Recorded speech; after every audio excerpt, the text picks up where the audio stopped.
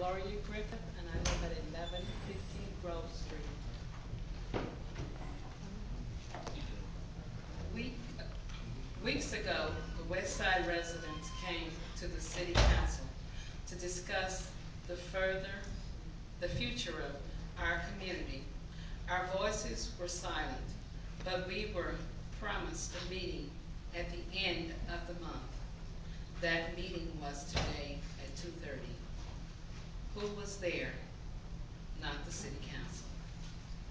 Not many folks who lived in the West Side either, because they did not know. Some folks got flyers 6 days ago, some folks not at all. Whole sections of the West Side got no notice and were only invited because other West Side residents went door to door knocking and telling them. West Side was excluded from the West Side meeting from the start. Those who could make it at the meeting showed up just to further be excluded and disrespected by the mayor. Mayor Littlefield did not let us speak, not did not give us time to have our voices heard, but we heard folks from purpose-built community. Their words were clear. The representatives from purpose-built community said they were looking at the West Side, not Harriet Tubman, which is already being demolished, and the residents being displaced. They are looking at the West Side because it is prime real estate, because it is attractive to the land developers. That is the truth behind this. In Chattanooga, there are already more than 500 homeless people, 1,500 people on closed public housing waiting list, and more than 5,000 people on Section 8 housing list. How can we justify reducing public housing? This mayor can justify it because some developer can make dollars. Our question to the council, city council, is this: where were you today during the meeting on the West Side? And will you stand with the people living on the West Side and the folks being displaced from Harriet Tubman, or with the mayor and the land developers who want our homes? Thank you, Ms. Griffith. I think you might have heard some of your answer tonight from us, but I do have a light for you, Councilman McGarry. Thank you, Madam Chair, and as you've indicated, it's hard to attend a meeting we didn't hear about. And so, as far as the official invitees, we were not invited. I guess that's one way of looking at it. So certainly going forward, we hope that that would not be the case. Mr. Beelan, I'm going to try this one more time just to make sure I have a good understanding, sir. Ms. Griffin just indicated that she was told by a representative, or the group was told by a representative, Purpose Bill, that West Side is being considered. And I understand her language to mean that the West Side is being considered over and above any other piece of property that CHA owns. Is that your understanding, Mr. Beelan? That's my understanding. I'm asking Mr. Beelan. Mr. Beelan, is that your understanding, sir? No site has been selected, Councilman. No, sir, that's not my question. My question is, Purpose Built made the statement that West Side is being considered as a potential site. That's been noted before. My question is West Side being considered over and above any other site? Not at this point. Thank you. Thank you, Ms. Griffith. Yes, sir. Your name and address. Leroy Griffith, 1115A Grove Street. This is just to give you some information to questions that you asked among yourselves. Number one, my experience in planning and economic development suggests that some proposal will be written and that you will be asked either personally or as a body to sign off on it or to support it. Number two, I received a flyer that looked like it came from the mayor's office, although the grammar and stuff in it was terrible. But my neighbor upstairs did not receive one. I'm one of the people who circulated copies of that flyer around and found out there were people in the College Hill Court, some got the flyers, some didn't. Also, in Dogwood Manor, there was no circulation of the invitation to the people in Dogwood Manor. However, some stuff was put on bulletin boards and it fell off, and so that will give you an idea. I'm sorry you were not called. I was called this morning and reminded. Thank you, sir. We appreciate it. I do have a light. Mr. McGarry may want to address you. Mr. McGarry? Actually, my question is for Councilwoman Robinson. I know when Councilwoman Robinson introduced the idea of purpose-built to the council, it was a fact-finding session, and the question was asked of the council, is this a conversation we wish to continue? And as a council, we voted unanimously so, that we do hope to entertain further conversation. My question is that, what particular conversation is there left for the council to have on this particular issue? I haven't scheduled anything. I think the mayor's office has scheduled a public meeting at the end of the month. So as far as your understanding is, Councilwoman Robinson, you have scheduled no additional conversation for the council to have on this issue? No. Thank you. Okay.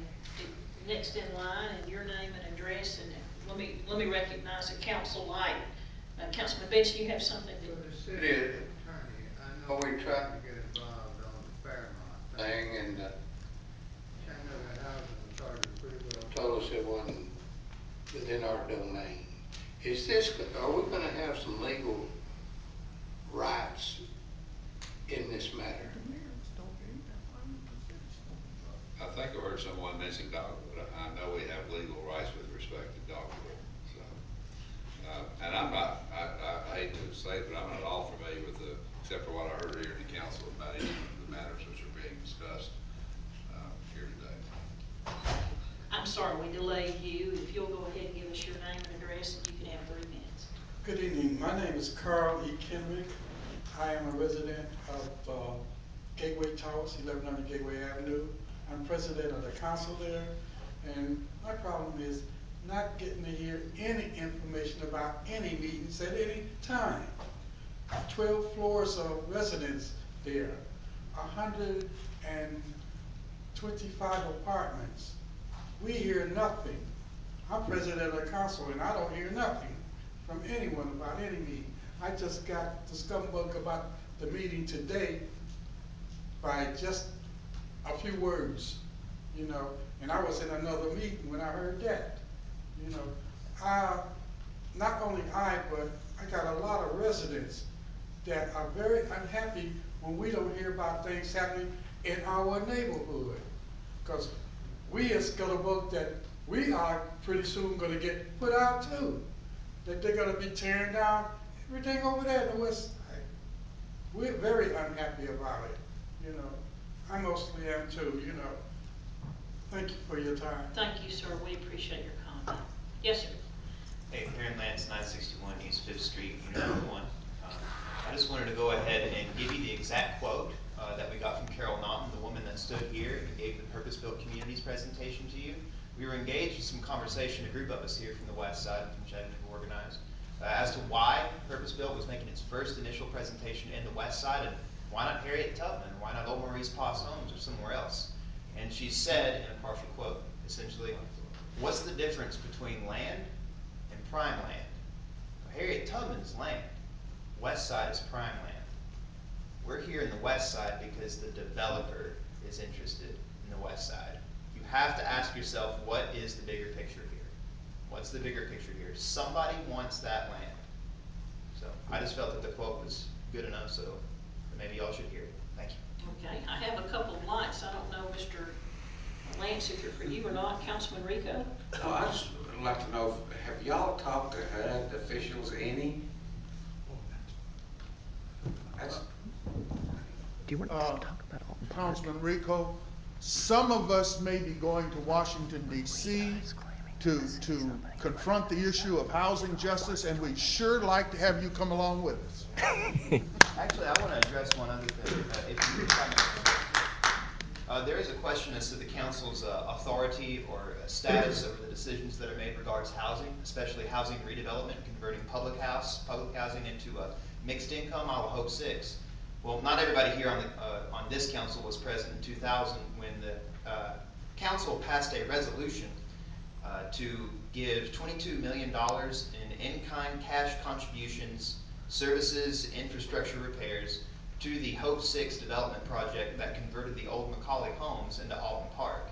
That purposeful action by the city council was a housing policy in favor of gentrification and in favor of taking away housing from low-income people and poor people. But I can give you the resolution. So the city has acted in direct fashion to transfer public housing into gentrified mixed-income housing before, and this is an action that has been taken. So there is precedent thus far in the actions of not particularly this council, but in councils prior. So just to clarify. Councilmember Gary. Thank you, Madam Chair. My comments are directed to both Perry and the gentleman who spoke before him. Like you, sir, I too am concerned about being kept out of the information loop. And I believe we as a council, if I may speak for my colleagues, we are all trying to get our hands on good, accurate information, reliable information. Therefore, we should be partners in the search for truth. We are not against you. I do not personally feel you are against us. I certainly don't feel you are against me. And so I would hope that as you have information, you would share it publicly as you have done so, and we appreciate that. And as we have information, we certainly will share it with you. But certainly, sir, I want to assure you that, at least on my part as a representative of your area, that there has been no intentionality to keep anyone in the dark. I have been looking for information and asking for information just like the rest of us, just like the rest of you. I give you a case in point, and I've already shared this before. The first time I heard of Purpose Built was when Roxanne Patton and Adair came before the council and said, please don't tear down our homes. And the council said, what are you talking about? And afterwards I asked, I said, I have no idea what you were talking about. And that's how I learned about Purpose Built. So again, there is no secret information on my part that I have that I'm withholding. And anything that I do know, I do try to share, and I will continue to do so, and ask if you will be also be kind enough to do the same. I just heard about it for the first time today. Councilman Murphy. Yeah, I just want to point out again, we have a site that I think everyone would like to see redeveloped. And I would point out the figures that I have been told by the Housing Authority. The reason why Tubman is closed is it needs $33 million in repair. And the Housing Authority does not have that money. Okay? The move to Section 8 vouchers and the move away from traditional housing development communities is a national move involving federal priorities and federal funding. And so I agree that you are right to go to Washington, and you are right to raise this issue. You know, we're fortunate enough to have one of our U.S. senators reside in this city, and he's here on weekends. So I would just encourage everybody that the Housing Authority has no magic hat of money. If the federal government stops funding repair and maintenance, what we're seeing is inevitable. I mean, it's going to happen. You know, and quite honestly, as somebody who is no stranger to places like Harriet Tubman, I wouldn't want my mother living in Harriet Tubman with the conditions that that property has fallen into, and I wouldn't want anybody else's.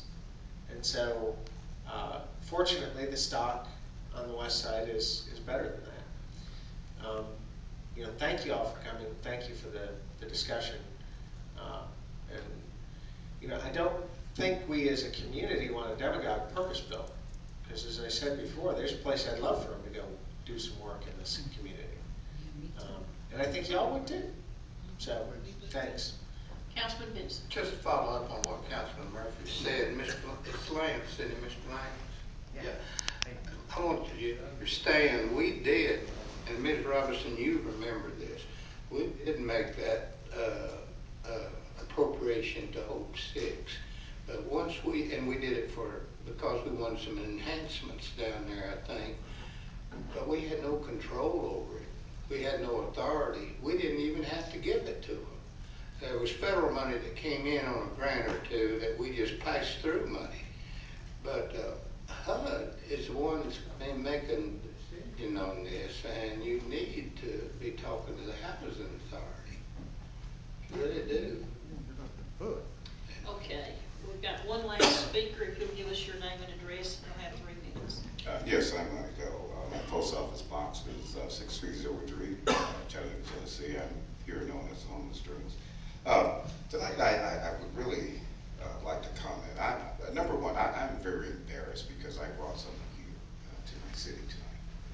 And for them to hear the deceitful behavior of our mayor and the confusion of our city council is quite embarrassing.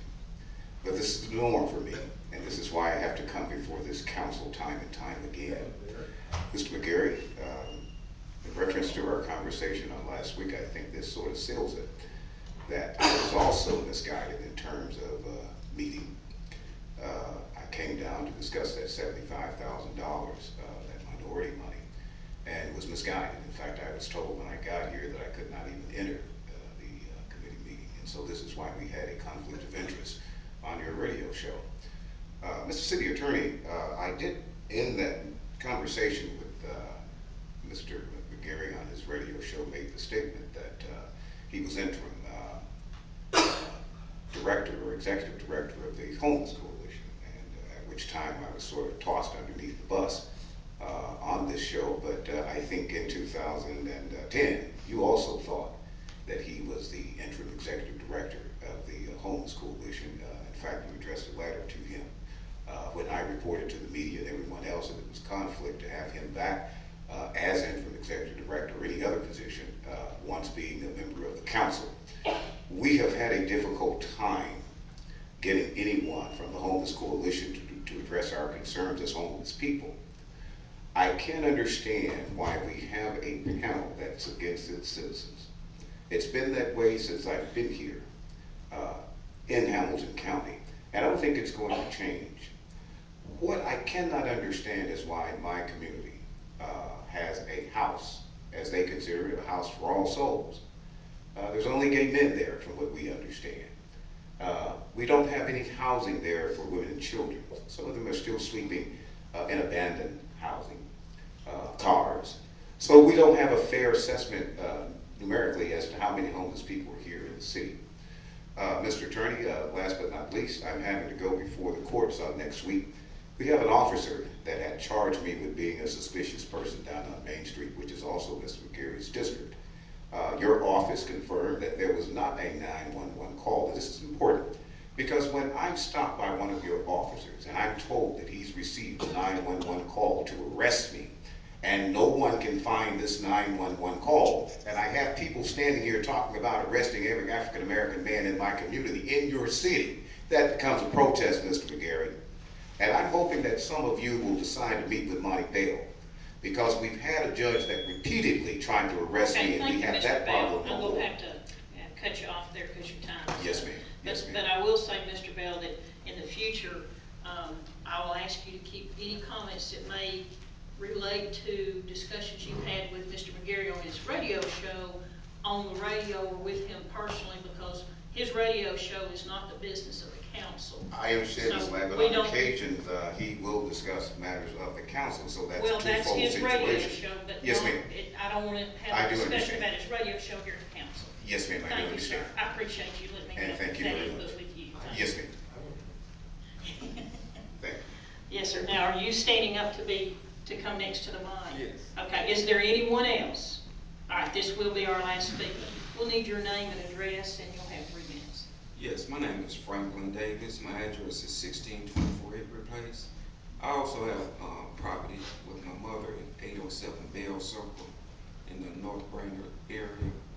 And my concern, I had an investigation of for felony theft, an investigation going on, and the Chattanooga Police Department, somehow the cases, it hasn't appeared on the dockets or been sent to the grand jury. So I'm just trying to find out what I can get done to have the police department investigate this.